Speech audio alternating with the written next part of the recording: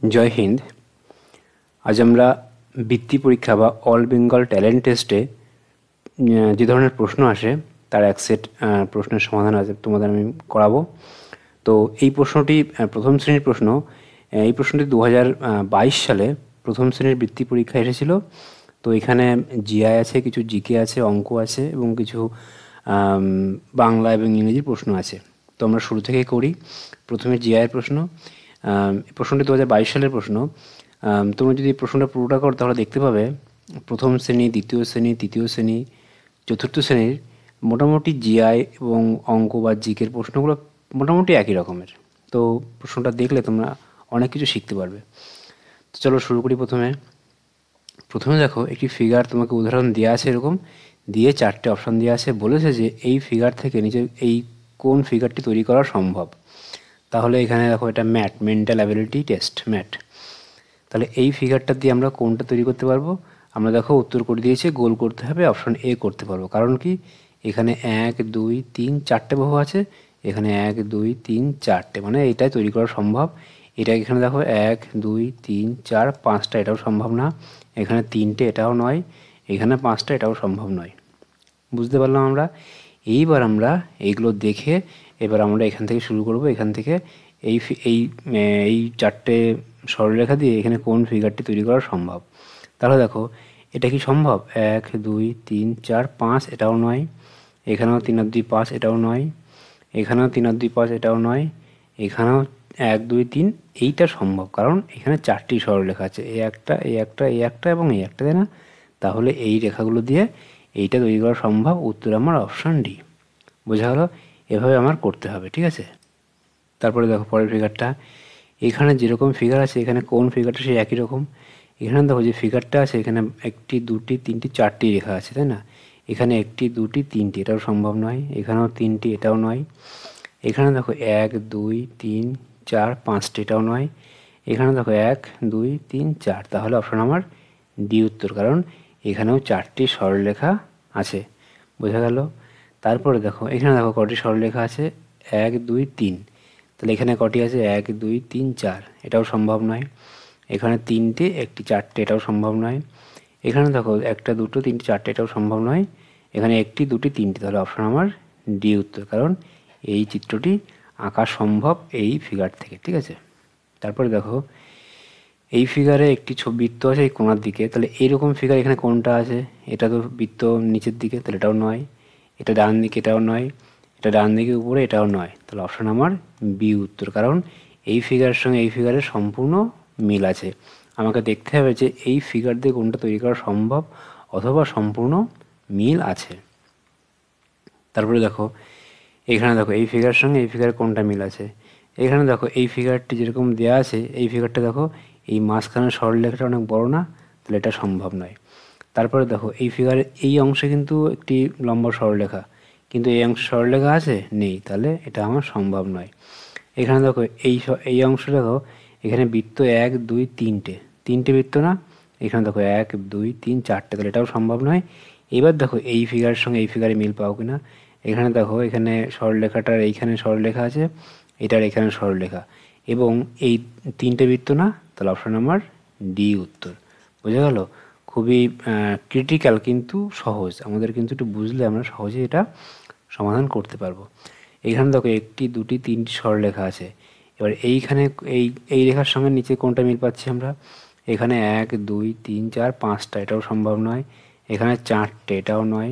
এখানে 1 2 3 4, এটাও নয়। তাহলে এখানে 1 2 3, অপশন আমার এই উত্তর, কারণ এই ফিগারটি তৈরি করা সম্ভব। ফিগার তো না, 3টে সরলরেখা। তারপরে দেখো এইখানে এরকম একটা চিহ্ন দেওয়া আছে, এইটা কোনটা সম্ভব? এখানে 1 2 3টি সরলরেখা, এখানে 2টি সরলরেখা। এইখানে দেখো 1টি 2টি 3টি 4টি, এটাও সম্ভব নয়। এখানে দেখো 1 2 3 4টে, এটাও সম্ভব নয়। অপশন বি উত্তর, কারণ এখানে 3টি সরলরেখা আছে। তারপর দেখো এখানে ফিগার আছে এম না, এম। তাহলে এই ফিগারটা এখানে কোথায় আছে? দেখো এখানে 1 2, এখানে 1 2 3 4টে সরলরেখা। এখানে 1 2 3, এটাও সম্ভব নয়। এখানে 1 2 3, এটাও সম্ভব নয়। এইখানে দেখো এই দুটোই সম্ভব। এইতে দেখো 1 2 3 4, তাই না? 1 2 3 4, এখানে 1 2 3 4। তাহলে এই দুটো রেখায় এই দুটো ফিগারে উত্তর আমার হওয়া সম্ভব। ঠিক আছে, এটাও হবে, এটাও হবে। এখানে আমার ঠিক করে মেনশন করা নেই, তবে উত্তর আমার দুটোই হবে। ঠিক আছে, এও হবে বিও হবে। পরীক্ষার সময় কখনো কখনো এরকম টুকটাক ভুল থাকে। ঠিক আছে, তবে এটা শিখে নেব আমরা। এটা নিয়ে বিশেষ অভিযোগের কারণ নেই, কারণ ভুল হতেই পারে, এটা কোনো বিষয় না। তারপরে দেখো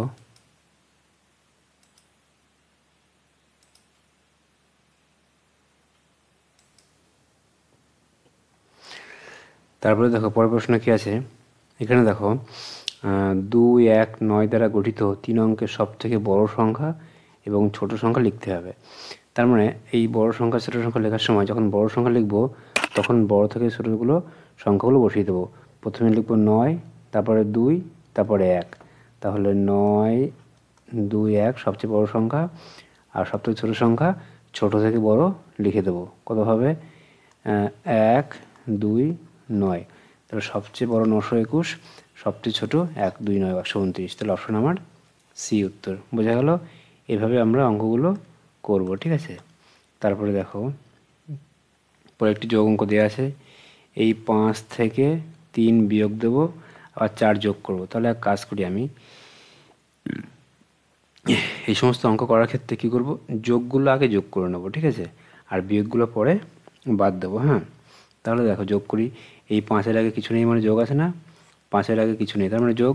তাহলে 5 আর এদিকে 4, 9 না, 5 আর 4 9। 9 থেকে বাদ দেবো কত? 3 আর 2 আর 1, তা 3 আর 2 5-এর আগে 6 বাদ দেবো। তো 9 থেকে 6 বাদ গেলে আমার থাকবে কত? 3 উত্তর। তারপরে দেখো এটা গুণ করা হয়েছে।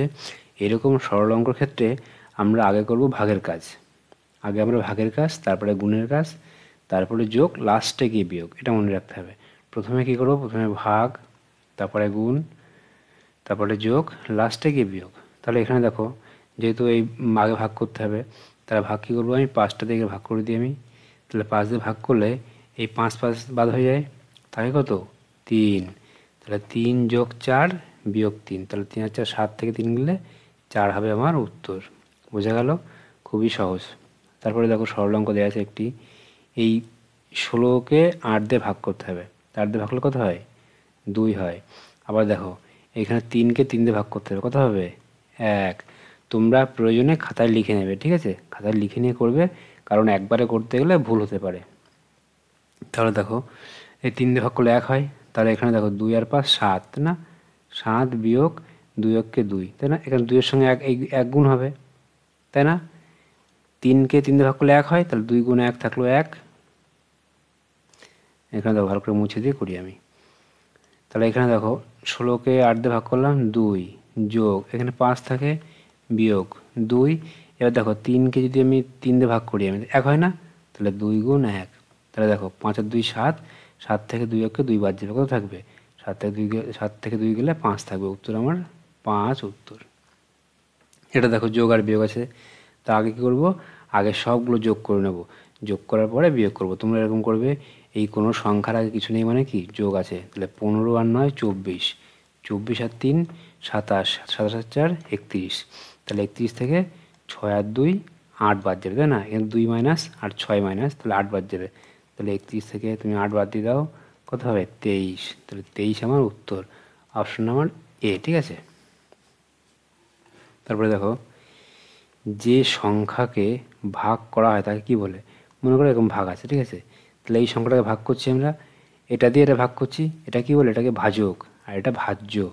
তাহলে যে সংখ্যাকে ভাগ করা হয়, মানে এই সংখ্যাকে ভাগ করা হয় না, এটা কি বলে? এটা ভাজ্য বলে। আর যেটা দিয়ে ভাগ করা হয় সেটা ভাজক। উত্তর কী হবে? উত্তর আমার ভাজ্য।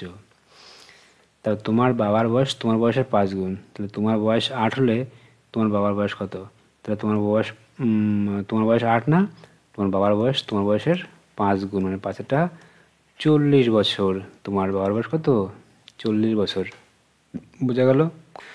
তারপরে দেখো এই 22কে প্রথমে কী করতে হবে? 2 দিয়ে ভাগ করতে হবে। ভাগ করো, 2 দিয়ে ভাগ করলে 11, যোগ এখানে 4 আছে না, যোগ 4। আবার দেখো 4কে 2 দিয়ে ভাগ করতে হবে, কত হবে? 2। তার আগে বিয়োগ আছে, এখানে আবার গুণ 6, বোঝা গেল।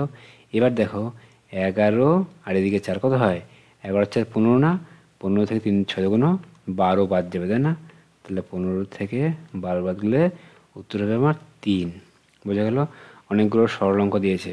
ক্লাসটা প্রথম শ্রেণীর হলেও প্রথম দ্বিতীয় তৃতীয় শ্রেণীর প্রত্যেক শ্রেণীর বাচ্চারা এই ক্লাসটা মন দিয়ে দেখবে, কারণ এই ধরনের প্রশ্ন কিন্তু পরীক্ষায় এসেছে বিগত দিনে, আগামী দিনেও এই ধরনের প্রশ্নই পরীক্ষায় আসবে। তোমরা ক্লাসটি রেগুলার পাওয়ার জন্য একটি কাজ করবে। দেওয়া আছে যে এরকম 12 ভাগ 4 গুণ 9, যোগ 9 বিয়োগ 3 গুণ 3 যোগ 12 ভাগ 4। তাহলে আমরা কী করব, আগে ভাগের কাজ করব, আগে শিখে এসেছি আগে ভাগের কাজ করতে হয়। তাহলে ভাগ করি, 12কে 4 দিয়ে ভাগ করলে কত হয়, 3 হয়। 3 যোগ এখানে 9 থাক এখানে, তারপরে 3 গুণ 3 আছে এখানে। এবার এই 12কে আমি এই 4 দিয়ে ভাগ করব, তাহলে 12কে 4 দিয়ে ভাগ করলে কত হয়, ভাগ করলে হয় 3, তাই না? তাহলে 3 গুণ, তাহলে দেখো 3 গুণ 3 9 না, তাহলে 3 গুণ 3 9, 9 আর 3 12, তাহলে এখানে হচ্ছে 12। আর এখানে দেখো এখানে আমার 9 আর 3 12, তাহলে 12 এদিকে আবার এদিকে 12, বিয়োগ করলে কত হবে, বিয়োগ করলে 0 হবে, বোঝা গেল। তাহলে আমার এখানে কত হবে, 9 আর 3 12, এখানেও 9 আর 3 12, তাহলে বিয়োগ করলে 0 উত্তর, ঠিক আছে। তোমরা কিন্তু এগুলো খাতায় করবে, কারণ ভুল হতে পারে, কিন্তু খাতায় করে স্টেপ বাই স্টেপ পরপর করবে, তাহলে দেখবে একদম ভুল হবে না, উত্তর সঠিক হবে, ঠিক আছে, এবং সহজেই বুঝতে পারবে। তারপরে দেখো একটি ভাগ অঙ্কে ভাজ্য বলেছে এত, ভাজক এত, ভাগফল আর ভাগশেষ কত, তো করে ফেলো ভাগশেষ। তোমরা 229কে 5 দিয়ে ভাগ করো, তাহলে 229কে 5 দিয়ে ভাগ করে ফেলো। এখানে দেখো 229 2 2 9, একে দেখো একে আমি এক কাজ করি 5 দিয়ে ভাগ করি, ঠিক আছে, 5 দিয়ে ভাগ করি। তাহলে 5 এই প্রথমে দুটো ঘরের মধ্যে যাওয়ার চেষ্টা করব, 5 22-এর মধ্যে কবার যাবে, 4 বাদ যাবে, তাহলে 5 4 20। আমি বিয়োগ করলে কত হয়, বিয়োগ করলে হবে আমার 2 থেকে 0 গেলে 2, আর এখানে 0 হবে না, দরকার নেই কিছু, 9টা নেমে গেল। তাহলে 5 29-এর মধ্যে কবার যাবে, 5 5 25, তাই না, 5 বার যাবে, বিয়োগ করলে 4। তাহলে আমার এটা কি, এটা এটা আমার ভাগফল না, ভাগফল। এটা কি, এটা ভাগশেষ, তাহলে ভাগফল 45, ভাগশেষ 4। তাহলে দেখি কোথায় আছে আমার ভাগফল 45, ভাগশেষ 4, এই যে 45 এবং 4, তাই না। এবারে দেখো এই যে উত্তর আমার 45 এবং 4, ঠিক আছে, ভাগফল 45, ভাগশেষ 4। তারপরে দেখো কত সেকেন্ডে 1 ঘন্টা, আমরা কি জানি, আমরা জানি 60 সেকেন্ডে 1 মিনিট, আবার 60 মিনিটে 1 ঘন্টা, 60 সেকেন্ডে 1 মিনিট, 60 সেকেন্ডে 1 মিনিট, 60 মিনিটে 1 ঘন্টা, তার মানে 60 গুণ 60 সেকেন্ডে 1 ঘন্টা, তাহলে কত সেকেন্ডে 1 ঘন্টা হয়, 60 গুণ 60, তাই না, 60 গুণ 60 কত হয়, 6 6 36, আর দুটো শূন্য বসে যাবে, মানে 3600 সেকেন্ডে 1 ঘন্টা হয়। তারপরে দেখো তুমি অঙ্কে 100-র মধ্যে 72 পেয়েছো, ভালো কথা, খুব ভালো। তোমার দিদি 84 পেয়েছে, তাহলে তোমরা দুজনে মোট কত নম্বর পেয়েছো, তুমি পেয়েছো 72 আর দিদি পেয়েছে 84, দুজন মিলে কত পেয়েছো যোগ করে দাও।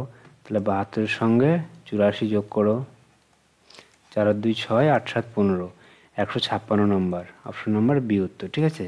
তাহলে তোমরা দুজনে মিলে 156 নম্বর পেয়েছো।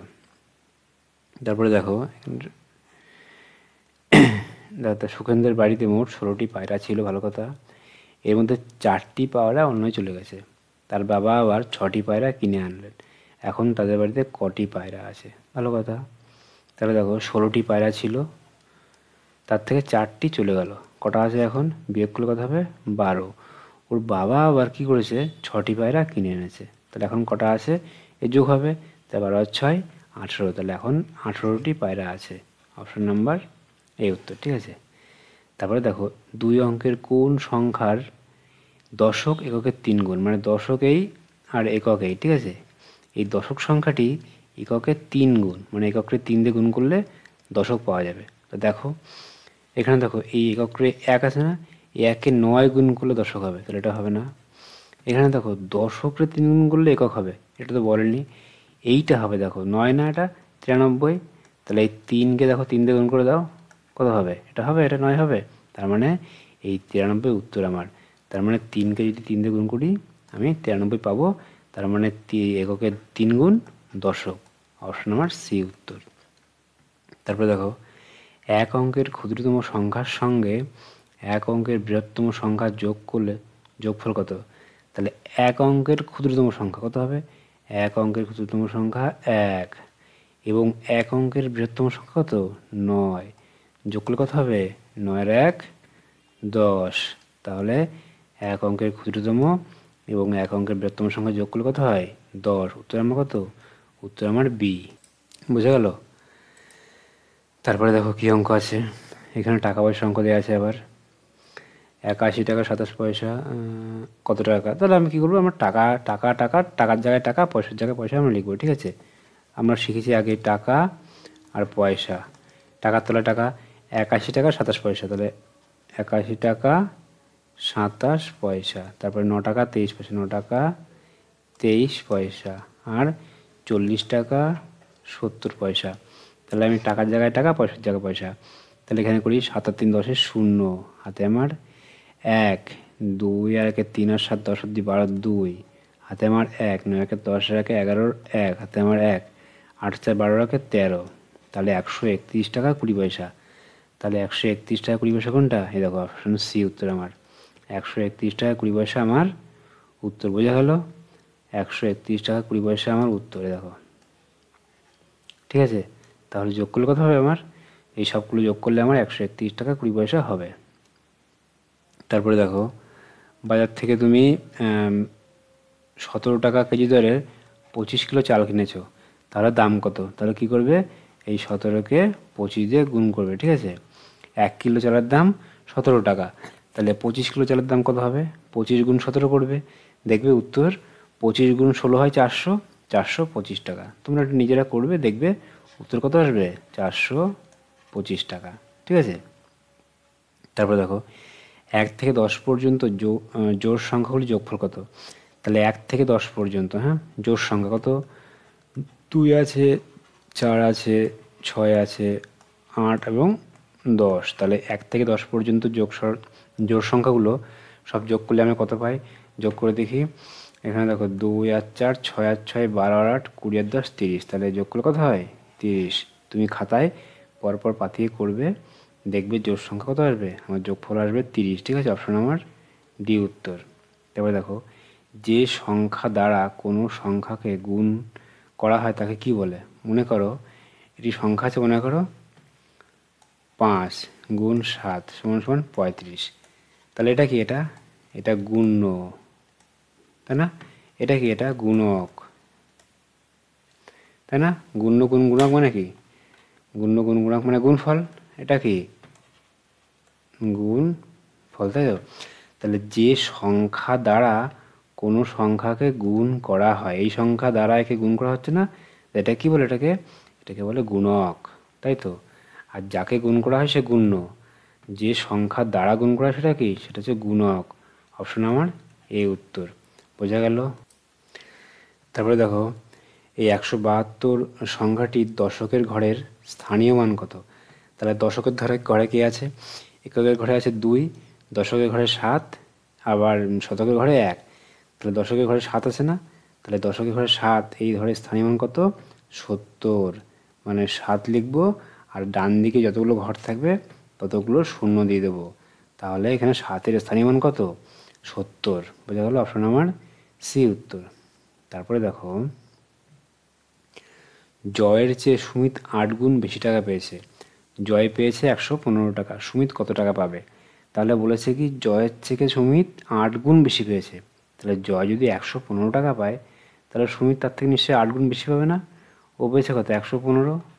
তাহলে ওর থেকে 8 গুণ বেশি পাবে সুমিত। তাহলে 8 দিয়ে গুণ করে দিই আমি, তাহলে কত হয়? 800, আর 8 15 120, 920 টাকা। তোমরা খাতায় আস্তে করে গুণ করবে, গুণ করে দেখবে 920 টাকায় উত্তর আসবে। তোমরা আস্তে আস্তে গুণ করে, বেশি জোরে করার দরকার নেই, ভুল হতে পারে, ঠিক আছে? তাহলে কত হবে? 920 টাকা সুমিত পাবে। তারপরে দেখো, একটি বইয়ের দাম 16 টাকা 80 পয়সা এবং একটি ব্যাগের দাম এত টাকা। তোমাদের বিদ্যালয়ে 32টি বই এবং 9টি ব্যাগ প্রয়োজন, তাহলে সবগুলো কিনতে কত টাকা প্রয়োজন হবে? ভালো করে দেখো। তাহলে 32 টাকা, এই 16 টাকা 80 পয়সা একটি বইয়ের দাম। আমার 32খানা বই লাগবে না? তাহলে 32 দিয়ে এটা গুণ করবো। আবার একটি ব্যাগের দাম এই টাকা, আর 9টি ব্যাগ প্রয়োজন, 9 দিয়ে এটাকে গুণ করব, গুণ করে যা হবে সেটা আমি যোগ করব। তো দেখো আমি এখানে পাতিয়ে করছি, তোমরা একটু খেয়াল করে বুঝতে পারবে। তাহলে দেখো এখানে বইয়ের দাম এই কয় টাকা, 32টা বই প্রয়োজন, আর ব্যাগের দাম এই কয় টাকা, 9টি ব্যাগ প্রয়োজন। এবার গুণ করে যা হবে সেটাকে আমি যোগ করে দিলে উত্তর আমি পেয়ে যাব। তাহলে দেখো এই শূন্য আমার গুণ করার দরকার নেই, আমি ডাইরেক্ট 2 দিয়ে 8কে গুণ করব। তাহলে 8 দুগুণ 16, 6 হাতে আমার 1, 16 দুগুণ 32 আর 1 33। ঠিক আছে, আবার 3 দিয়ে গুণ করি, এখানে একটা ঘর ছেড়ে দিলাম 0, 3 8 24, 4 হাতে আমার 2, 3 16 48 2 50। তোমরা নিশ্চয়ই গুণ শিখেছো আগে। এখানে দেখো 6, এখানে দেখো 4 3 7, এখানে দেখো 3, এখানে কত, এখানে 5। তাহলে দেখো এখানে আমি 1 ঘর বাদ দিয়েছিলাম না, তাহলে শূন্যটা বসিয়ে দিলাম। এবারে 1 ঘর 2 ঘর, এই 1 ঘর 2 ঘর করে পয়েন্ট আমার বসে গেল। তাহলে 537 টাকা 60 পয়সা। বোঝা গেল? তোমরা আগেও অনেক গুণ করেছো, একদম সোজা, কোনো কঠিন একটুও না, একই রকম অঙ্ক। এবার দেখো এখানে যে এখানে গুণ করি আমি, এখানে এই শূন্যটা আমি পরে বসিয়ে দেবো, ওই জন্য শূন্যর গুণটা আমি এখন করছি না, ভাও ঝামেলা বেড়ে যাবে, একটা ঘর বাড়বে, দরকার নেই আমার। 4 নং 36, 6 হাতে আমার 3, 9 দুগুণ 18 আর 3 21, 1 হাতে আমার 2, 9 দুগুণ 18 আর 2 20। ঠিক আছে, এই শূন্যটা এখানে বসে গেল। এবার ডান দিক থেকে 1 ঘর 2 ঘর 2 ঘর করে পয়েন্ট বসলো, তাহলে 201.60 আর এদিকে 537.60। এর মোট কত টাকা খরচা হবে আমি এদের যোগ করে দিই। তাহলে এখানে 201.60 যোগ করে দিলাম, কত হয় দেখি আমি। এবার দেখো এখানে যোগ করি, 0 6 6 12 2 হাতে আমার 1, 7 আর 1 8 আর 1 9, আর এদিকে 3 আর 1 4, এদিকে 5 আর 2 7, 749 টাকা 20 পয়সা আমার মোট খরচ হবে। দেখো এখানে কোনটা 749 টাকা আছে, 749 টাকা, এই তো ঠিক পেয়ে গেছি আমরা। দেখো 749 টাকা 20 পয়সা আমার মোট খরচ হবে। বোঝা গেল? খুবই সহজ অঙ্ক, একটু কঠিন না। তোমরা যদি একটু মন দিয়ে করো তাহলে প্রত্যেকটা অঙ্কই করতে পারবে। তারপরে দেখো এই সংখ্যাটি লেখা আছে এখানে, একক এবং সহস্রের স্থান পরিবর্তন করলে কত হবে। তাহলে জাস্ট কী করবো, একক এবং সহস্র পাল্টে যাবে, মানে এককের জায়গায় সহস্র হবে, সহস্রের জায়গায় একক হবে। 3 7 8 5 লিখে ফেলি আমি, 3 7 8 5, 3 7 8 5, একক যাবে এখানে আর সহস্র আসবে এখানে। তাহলে কত হবে, 5 7 8 3, না জাস্ট পাল্টে যাবে। ঠিক আছে, আর কিচ্ছু না, যা থাকবে তাই, যা ছিল তাই থাকবে।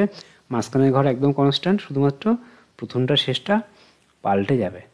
ঠিক আছে, তাহলে দেখো কত হবে উত্তর আমার কই গেল। তাহলে কত হবে দেখো, 5 7 8 3 আছে, এই 5টা এখানে চলে আসলো, 3টা এই কোণে চলে গেছে, তাহলে 7 8, এই যে 5 7 8 3 আমার উত্তর। বোঝা গেল? এটাও নয়, এটাও নয়, এটাও নয়। ঠিক আছে, 5 7 8 3 বোঝা গেল? তারপরে দেখো গুণক এত, গুণফল এত, গুণ্য কত। তাহলে আমরা কি জানি, গুণক মানে গুণফল। তাহলে কি করবে, এটাতে এটাকে ভাগ করে দেখবে, তাহলে আমরা গুণ্য পেয়ে যাব। ভাগ করলে কত হবে, ভাগ করে দেখবে 15 আসবে উত্তর। ঠিক আছে, ভাগ করে দেখবে 15 উত্তর আসবে।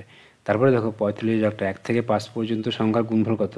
তাহলে 1 গুণ 2 গুণ 3 গুণ 4 গুণ 5, এই সবগুলো সংখ্যা পরপর গুণ করলে আমরা কত পাবো।